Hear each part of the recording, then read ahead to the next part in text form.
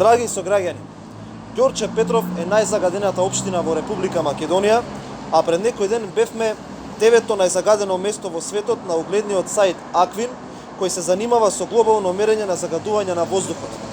На мерачите на воздух ги рушиме сите рекорди, а Наумовски излажа дека тоа се приватни мерачи, при тоа криејќи ја свесно вистината дека се работи за мерачи на воздух кои се поставени од Министерството за животна средина.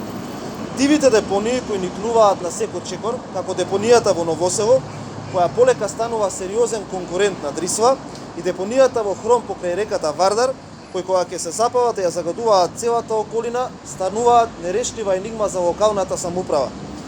Негрижата достигнува алармантно ниво.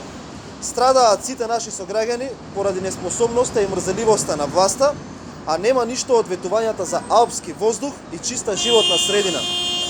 Граѓаните во Ѓорче Петров од Наумовски како мерка против загадувањето добија само запалени депонии и детални урбанистички планови во кои се предвидени над 100 згради.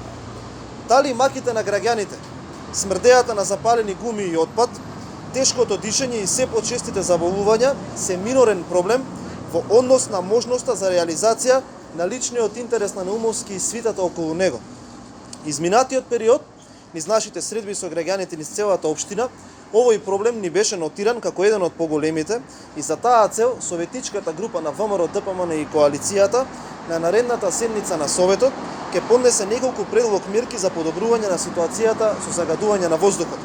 Сите предлози што ни ги дадоа граѓаните преку амандмани и предлог точки на дневниот ред ќе ги произнесеме и ќе се бориме за нив, а оправдувањето дека нема средства во буџетот ќе биде неприфатливо, бидејќи доколку Наумовски и свитата само еднаш се лишат од добро познатите седенки во кафеаните, ќе се обезбедат средства барем за една од тие мерки и ќе им се помогне на нашите сограѓани во рекордната загаденост. Ви благодарам.